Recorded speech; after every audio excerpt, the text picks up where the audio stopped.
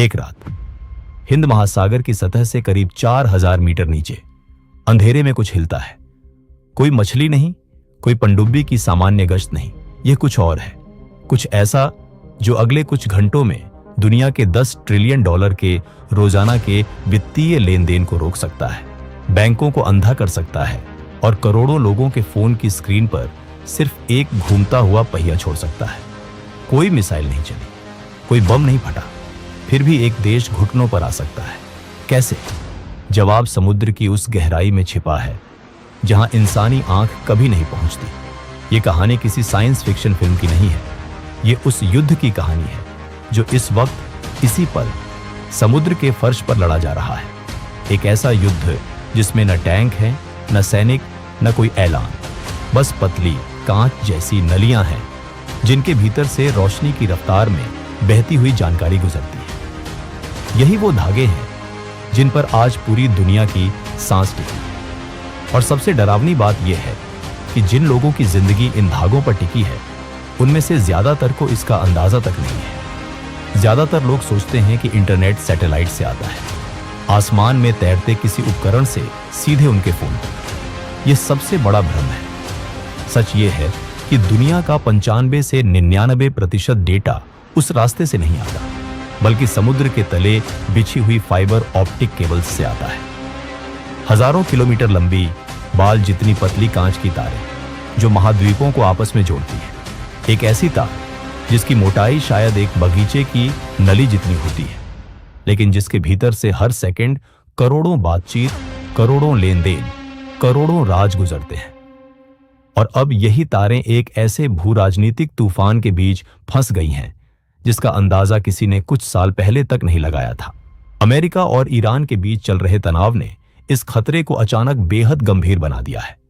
और इसका केंद्र है दुनिया के 2 सबसे संकरे, सबसे संवेदनशील समुद्री गलियारे। पहला हॉर्मुज जलमरुमध्य, दूसरा लाल सागर। अब तक इन दोनों जगहों को सिर्फ तेल की सप्लाई लाइन माना जाता था। जिस दिन यहां तनाव बढ़ता, तेल की कीमतें उछलती, टीवी पर एक ब्रेकिंग न्यूज चलती और खबर वहीं खत्म हो जाती। लेकिन कोई नहीं जानता था कि इन्हीं संकरे पानी के नीचे दुनिया की डिजिटल रीढ़ की हड्डी भी दबी हुई है। तेल की चिंता में सबकी नजर सतह पर टिकी रही और नीचे अंधेरे में एक दूसरी लड़ाई की जमीन तैयार होती रही। ईरान के इस्लामिक रिवॉल्यूशनरी गार्ड कॉर्प्स ने इस बात के संकेत दिए हैं कि वे हॉर्मुज से गुजरने वाली केबल्स जैसे AI-1, फॉल्कन और टाटा TGN गल्फ को निशाना बना सकते हैं या इन पर भारी टोल वसूल सकते हैं। सोचिए इसका मतलब क्या है। एक ऐसा जलमार्ग जो पहले से ही कच्चे तेल की सबसे संवेदनशील नस माना जाता था, अब दुनिया का सबसे खतरनाक डिजिटल नर्व सेंटर बन चुका है। एक ही जगह पर 2 लाइफलाइनें हैं, तेल और डेटा दोनों खतरे में। और यह सिर्फ एक धमकी नहीं है, यह एक हथियार है जिसे इस्तेमाल करने के लिए किसी युद्धपोत की जरूरत नहीं, बस एक साधारण जहाज और एक लंगर काफी है। लेकिन कहानी यही नहीं रुकती। लाल सागर से होकर गुजरती है कम से कम 17 बड़ी सबमरीन केबल्स जो यूरोप, एशिया और अफ्रीका को आपस में जोड़ती है। यहां ईरान समर्थित हूती विद्रोहियों की गतिविधियां और व्यावसायिक जहाजों के लंगर के समुद्र तल से घिसटने की घटनाओं ने पहले ही कई अहम केबलों को नुकसान पहुंचाया है। यह कोई काल्पनिक खतरा नहीं है, यह हो चुका है। और सबसे चिंताजनक बात यह है कि इनमें से हर बार यह साफ नहीं हो पाया कि यह हादसा था या इरादा। और यही अनिश्चितता, यही धुंधलापन इस पूरे खेल की सबसे खतरनाक कड़ी है। तो सवाल यह है, अगर ये केबल्स बड़े पैमाने पर कट जाएं तो होगा क्या? जरा सोचिए। हर दिन करीब 10 ट्रिलियन डॉलर का अंतर्राष्ट्रीय वित्तीय लेन देन इन्हीं केबल्स से गुजरता है। शेयर बाजार, बैंकिंग सिस्टम, स्टॉक ट्रेडिंग, सब कुछ एक झटके में वेंटिलेटर पर आ जाएगा। किसी बड़े शहर में ATM से पैसे निकालने की कोशिश कीजिए, स्क्रीन पर सिर्फ यही लिखा आएगा, सेवा अस्थायी रूप से उपलब्ध नहीं है। अमेजन, माइक्रोसॉफ्ट और गूगल जैसी कंपनियों ने खाड़ी और एशिया में जो विशाल डेटा सेंटर और AI इंफ्रास्ट्रक्चर बनाया है, उसका डेटा फ्लो पूरी तरह रुक जाएगा। और सिर्फ बैंकिंग या टेक कंपनियां ही नहीं, आधुनिक सेनाओं का रियल टाइम संचार, ड्रोन ऑपरेशन और खुफिया एजेंसियों का सुरक्षित नेटवर्क भी इसी ढांचे पर टिका है। यानी यह सिर्फ इंटरनेट स्लो होने की बात नहीं है, ये किसी भी देश को पूरी तरह पंगु बना देने की क्षमता रखता है, बिना एक भी गोली चलाए। अब यहाँ एक और सवाल उठता है, इतना बड़ा खतरा होने के बावजूद इसे रोका क्यों नहीं जा सकता? जवाब है, क्योंकि यह केबल्स अंतर्राष्ट्रीय जल क्षेत्र में बिछी है। वहां कोई वैश्विक सेना नहीं है जो इनकी रक्षा कर सके। दुनिया भर में मुट्ठी भर केबल रिपेयर जहाज हैं, जो हफ्तों की यात्रा करके समुद्र के तले तक रोबोटिक भुजाएं उतारकर टूटी हुई केबल को खोजते हैं और जोड़ते हैं। ये काम हफ्तों नहीं, महीनों ले सकता है। और गहरे समुद्र में अगर कोई केबल कटी हुई मिलती भी है, तो यह साबित करना लगभग नामुमकिन है कि इसे किसने काटा, गलती से या जानबूझकर। इसी को कहा जाता है ग्रे जोन वॉरफेयर। एक ऐसा युद्ध जिसमें कोई हमलावर खुलेआम सामने नहीं आता, कोई जिम्मेदारी नहीं लेता, कोई अदालत में सबूत पेश नहीं कर सकता, फिर भी नुकसान असली और भारी होता है। और यहीं से कहानी एक नया और भी ज्यादा डरावना मोड़ लेती है। यह सिर्फ केबल काटने की बात नहीं है। कुछ देश इन केबलों को काटे बिना बहुत खामोशी से इनके भीतर से गुजरता हुआ डेटा चुरा भी रहे हैं। गहरे समुद्र में खास तरह की पनडुब्बियां, जैसे रूस की यांतर, केबल्स के भीतर ऑप्टिकल स्प्लिटर्स लगा सकती हैं। इनसे केबल को कोई नुकसान पहुंचाए बिना उसमें बहता हुआ डेटा चुपचाप कॉपी किया जा सकता है। कोई अलार्म नहीं बजता, कोई इंटरनेट स्पीड धीमी नहीं होती, कोई निशान तक नहीं छूटता। सोचिए, बिना किसी को पता चले दुनिया की सबसे संवेदनशील जानकारी किसी और के हाथ में जा रही है, ठीक उसी वक्त जब आप एक साधारण मैसेज भेज रहे होते हैं। लेकिन असली सवाल यह है, आज का डेटा तो एन्क्रिप्टेड है, यानी सुरक्षित कोड में लिपटा हुआ है, तो चोरी करने का फायदा क्या? यहीं पर सबसे चौंकाने वाली बात सामने आती है।